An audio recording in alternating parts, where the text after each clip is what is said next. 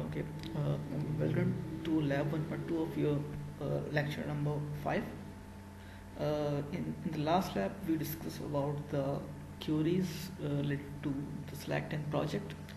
In this particular lab, we are extending that those queries and adding some more thing to the where clause. In the last lab, we discussed how we can restrict the number of records based on the where clause. In this lab, we will see that what more options do we have to restrict the data when we select data from the database. So let's start. इस lab के अंदर कुछ नई keywords भी आपको सीखने को मिलेंगे और इसके अलावा वेयर के साथ हमने अभी तक तो चीज़ें यूज़ की हैं, where like salary equals to this और where salary is greater than this. इसके अलावा अगर हमें मल्टीपल कंडीशन ऐड करनी हो, so how to add multiple conditions, how to restrict the records में बेस ऑफ मल्टीपल कंडीशंस, ये तमाम चीज़ें भी हम इस लैब के अंदर कवर करेंगे. तो हम अगर इसको स्टार्ट करें तो let's just start it from not equals to. ठीक है जी, हमने इक्वल्स टू तो देख लिया था. ठीक है जी, कि फॉर एग्जांपल अगर हम चाह रहे हैं कि मैं तमाम 4 रिकॉर्ड सेलेक्ट करूं जिनमें जॉब जो है वो क्लर्क है. ठीक है जी, जिसकी क्यूरी कुछ यूँ थी like job equals to clerk. ठीक है जी, select static from employee where job equals to clerk. ठीक है जी. अच्छा, बट अगर मैं चाहता हूँ कि मैं वो तमाम जॉब सेलेक्ट करूँ जिनमें जो एम्प्लॉय की जॉब है वो क्लर्क नहीं है, तो क्या करूँगा. ठीक है, तो इसके लिए हमें नॉट इक्वल्स टू यूज़ करना होता है. नॉट इक्वल्स टू का जो साइन है एसक्यूएल के अंदर वो ये साइन. ठीक है जी, अब देखें, अब अगर आप जॉब्स देखें तो जॉब्स में कोई भी क्लर्क नहीं है. ठीक है, इसका मतलब क्या हुआ कि हम इक्वल्स टू के अलावा नॉट इक्वल्स टू के साथ भी अपने जो रिकॉर्ड्स हैं उनको रिस्ट्रिक्ट करवा सकते हैं. ठीक है जी, तो here we have selected all the records where job is not equal to clerk and the sign that is used for not equals to is this. ठीक है जी, आपने ग्रेटर देन और लेस देन साइन को एक साथ use करना है, ये डायमंड शेप बनानी है और this is actually representing that this is not equals to. Okay, अच्छा जी, ये हो गया. इसके अलावा हम डेट वाइज भी करके देख लेते हैं कि फॉर एग्जांपल अगर मैं चाह रहा हूँ कि हायर डेट की बेसिस पे मैं रिस्ट्रिक्ट करवाऊँ अपने रिकॉर्ड्स को. सो वेयर हायर डेट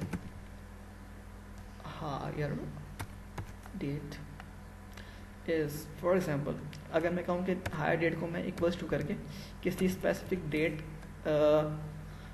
पे जो हायर हुए एम्प्लॉयज़ उनको मैं अगर डिस्प्ले करवाना चाह रहा हूँ. फॉर एग्जांपल अगर मैं देखूँ यहाँ पे लाइक 1981 02 एंड 20. ठीक है जी, सेमीकोलन. ठीक, तो मैंने कहा कि मुझे इस डेट के एम्प्लॉई चाहिए, तो इसने मुझे इस पर्टिकुलर डेट के की जो हायर डेट थी एम्प्लॉय की, मुझे वो एम्प्लॉय ला के दे दिया. मैं चाहता हूँ अगर कि मुझे इस डेट के बाद जो एम्प्लॉयज़ हायर हुए हैं मुझे वो चाहिए, तो मैं क्या करूँगा, मैं क्या लिखूँगा ग्रेटर देन, और मेरे पास तमाम वो एम्प्लॉयज़ आ गए जो कि इस डेट के बाद हायर हुए थे. मुझे इस डेट से पहले के एम्प्लॉयज़ चाहिए सारे, तो ठीक है जी, जो इससे पहले हायर हुए. अच्छा, यहाँ पे एक और चीज़ भी कर सकते हैं हम, ग्रेटर देन इक्वल्स टू या लेस देन इक्वल टू. ठीक है जी, अब इस पर्टिकुलर डेट पे जो एम्प्लॉय हायर हुआ था वो भी आ गया, और इस पर्टिकुलर डेट के से पहले जो एम्प्लॉयज़ थे वो भी आ गया. ठीक है जी, तो greater than equal to, less than equal to आप इसमें यूज़ कर सकते हैं. अच्छा, इसमें अब एक इम्पॉर्टेंट चीज़ कि हम क्यूरीज को कंबाइन कैसे करें, कि हम दो रिस्ट्रिक्शन कैसे लगाएं कि ये भी हो और ये भी हो. फॉर एग्जांपल उसकी हायर डेट जो है वो ग्रेटर देन दिस हो और ये लेस देन दिस हो. ठीक है, तो ये काम हम कैसे कर सकते हैं, इसको ज़रा एक दफ़ा देख लेते हैं. हमारे पास जो कुछ 2 तरीके होते हैं इससे पढ़ने के. एक तो ये है कि हम greater than equals to less than equal to के बीच में एंड लगा दें कि जो उसकी हायर डेट है वो less than equal to this होना चाहिए और greater than equal to this होना चाहिए. ठीक है जी, तो बीच में एंड पुट करके हम ये काम कर सकते हैं कि फॉर एग्जांपल अगर उसकी हायर डेट जो है वो greater than equals to something है और बीच में हम करते हैं एंड, ठीक है। एंड और दो कीवर्ड्स हैं जो कि हम यूज़ कर सकते हैं अपनी रिस्ट्रिक्शन जो वेयर की क्लॉज के अंदर जो चीज़ें हम पुट कर रहे होते हैं उनको ज्वाइन करने के लिए। अगर हमने मल्टीपल कंडीशंस लगानी है तो हम एंड और के साथ अपनी कंडीशंस को ज्वाइन कर सकते हैं कि select all the employees from the employee table where hire date is greater than this and hire date is less than this, ठीक है जी। एक तरीका तो ये है, एंड यूज़ कर लें या फिर हम और यूज़ कर लें, ठीक है। अच्छा, इसके अलावा एक और चीज़ हमें देता है ये एसक्यूएल हमें एक और फैसिलिटी दे रहा होता है, वो है एक फंक्शन है बिटवीन का। अगर हम बिटवीन का फंक्शन यूज़ करें तो हम क्या कर सकते हैं, हम दो डेट्स इसको दे दें बिटवीन दिस एंड दिस, और ये उनके दरमियान में जितने भी एम्प्लॉयज़ हैं उनको ला के हमें डिस्प्ले करवा देगा। फॉर एग्जांपल अगर मैं इससे कहूँ कि मुझे जो हायर डेट है, फॉर एग्जांपल मैं कहता हूँ उसको 1980 और डेट में अगर मैं सेम ही दे दूँ उसको कि मुझे इस डेट एंड इस डेट के दरमियान के एम्प्लॉयज़ चाहिए, और मैं यहाँ पे कहूँ उसको बिटवीन, ठीक है जी। एक तरीका तो ये था कि हम कहेंगे greater than equal to this and less than equal to this, या मैं इसको कहूँ कि मुझे इस डेट के दरमियान जो है एम्प्लॉयज़ वो चाहिए। तो अच्छा जी, there is some error, okay, where hire date in between, hire date miss हो गया मुझसे, हायर डेट, ठीक है जी। मैंने कहा कि select static from employee where hire date between this date and this date, ठीक है जी। तो इसने मुझे इन दो पर्टिकुलर डेट्स के दरमियान जो भी एम्प्लॉयज़ हायर हुए थे उनको इसने ला के मुझे यहाँ पे डिस्प्ले करवा दिया, ठीक है जी, ओके। अच्छा, हम एक और काम भी कर सकते हैं। हम अगर चाह रहे हैं कि किसी पर्टिकुलर डेट के एम्प्लॉयज़ फॉर एग्जांपल मुझे नहीं चाहिए, I do not want the employees that were hired between this date and this date, ठीक है। तो मुझे क्या करना है, मुझे एक चीज़ इसमें ऐड करनी होगी, बस यहाँ मुझे ऐड करना होगा नॉट, ठीक है जी, बहुत आसान है। Select static from employee where hire date not between this date and this date, ठीक है जी। अगर मुझे वो तमाम एम्प्लॉयज़ चाहिए जो कि इस डेट और इस डेट के दरमियान हायर हुए हैं तो मैं ये क्यों लिखूंगा। अगर मुझे वो एम्प्लॉयज़ चाहिए जो कि इस पर्टिकुलर डेट्स में हायर नहीं हुए तो मैंने क्या करना है, सिर्फ एक नॉट के कीवर्ड का इजाफा करना है और मेरे पास रिजल्ट्स आ जाएंगे, ठीक है जी। तो आप खुद देख रहे हैं किस तरह से हम चीज़ें एक्सप्लोर कर रहे हैं, किस तरह से हम जो है डाटा को सिलेक्ट करने के कितने सारे हमारे पास ऑप्शंस मौजूद हैं, ठीक है। अच्छा जी, इसके बाद हम आगे चलते हैं, कुछ और चीज़ें एक्सप्लोर कर लें और एंड के साथ आप चीज़ें एक्सप्लोर कर सकते हैं, ठीक है जी। अच्छा जी, okay, in, we have a keyword in, इसको भी हम ट्राई करके देखते हैं कि इन का जो कीवर्ड है वो हमारे पास कैसे काम करता है। फॉर एग्जांपल मैं अगर आपसे कहूँ कि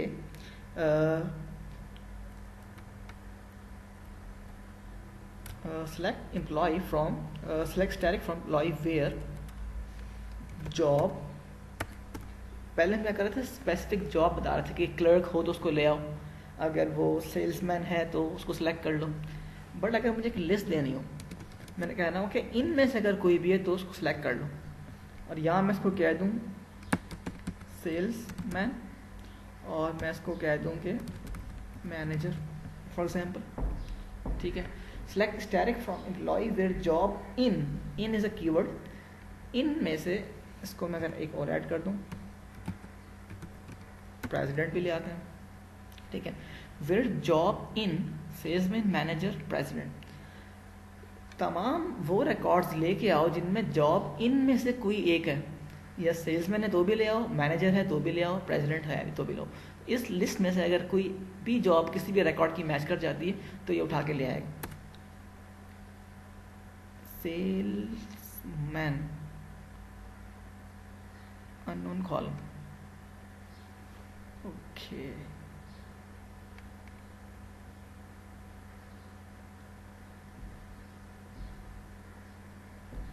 I think I should write them in quotes. Let's just try this.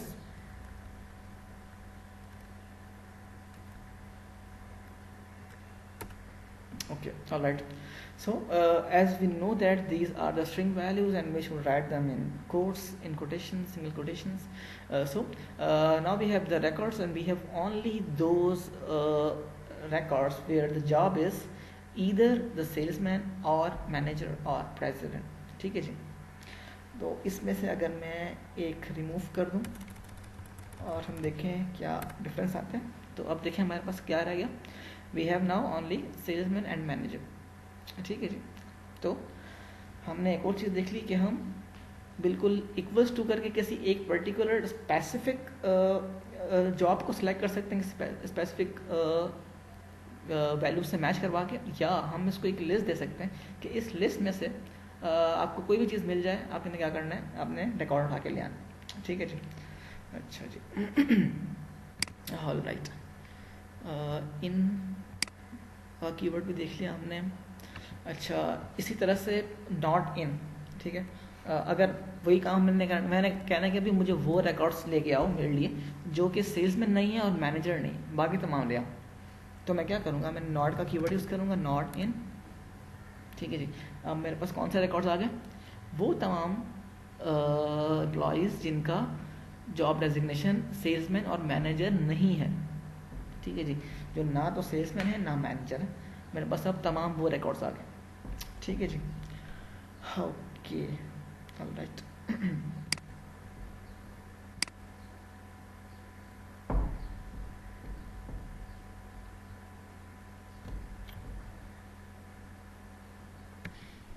अच्छा, अभी तक जो हम चीज़ें सर्च कर रहे थे, तो सर्च हम कर रहे थे इक्वल्स टू की। फॉर एग्जांपल अगर मुझे कोई स्ट्रिंग लिटरल मैच करना है, तो मैं किस तरह मैच कर रहा हूँ, मैं सिर्फ इक्वल्स टू से मैच कर रहा हूँ कि भाई if this is equal to this then pick this for me, ठीक है। बट हमारे पास एक और कीवर्ड है जो कि बहुत ही इंटरेस्टिंग है और बहुत ही इंपॉर्टेंट है, वो है लाइक का। फॉर एग्जाम्पल अगर मुझे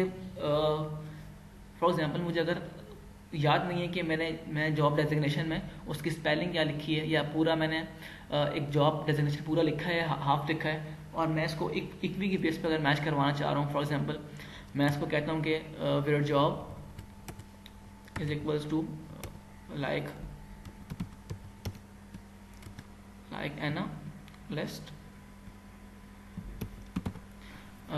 एनालिस्ट, ठीक है जी। मैं से कहता हूँ कि मुझे सारे एनालिस्ट ला के दे दो where job start from employ where job equals to analyst, this should be in single quotes, okay, ठीक है जी। अच्छा, एनालिस्ट, ठीक है। अच्छा, अब मुझे अगर याद नहीं है कि मैंने इतने सारे जॉब के हमारे पास डेजिग्नेशंस हैं, मुझे नहीं याद कि कौन सा डेजिग्नेशन है, या उसको मैंने कंप्लीट स्पेलिंग में एनालिस्ट लिखा है, या मैंने सिर्फ उसकी जो इनिशियल लिखे हैं, ठीक है। या मैं चाह रहा हूँ कि मेरे पास फॉर एग्जांपल मैं किसी और बेसिस पे सर्च करना चाह रहा हूँ, मुझे नाम याद नहीं आ रहा है, मैं कह रहा हूँ कि उसका जो फर्स्ट लेटर था मुझे वो पता है बस, या मुझे सिर्फ लास्ट लेटर था वो पता है, ठीक है जी। तो इस तरह की सर्चिंग होती है वो हम करते हैं लाइक से। जब आपको एग्जैक्ट वैल्यू नहीं पता होती, ठीक है, आपको एग्जैक्ट वैल्यू नहीं पता होती जब, तो फिर हम लाइक का कीवर्ड यूज़ करते हैं, फिर हम इक्वल टू से काम नहीं करते हैं। फॉर एग्जांपल अगर मैं आपसे कहूँ कि वेयर जॉब लाइक, ठीक है, लाइक में अगर मैं आपसे कहूँ, लाइक में एक्चुअली हम ये परसेंटेज साइन जो है ना, ये बहुत इंपॉर्टेंट होता है, हम इसको यूज़ करते हैं। फॉर एग्जांपल अगर मैं कहूँ कि मुझे वो जॉब चाहिए, वो रिकॉर्ड चाहिए जिनमें जो जॉब है वो मेरी उनका जो वो स्टार्ट हो रहे हैं एस से, फॉर एग्जांपल, ठीक है जी। तो ये मेरे लिए वो तमाम जॉब्स लेकर आ जाएगा जो कि एस से स्टार्ट हो रही, ठीक है जी।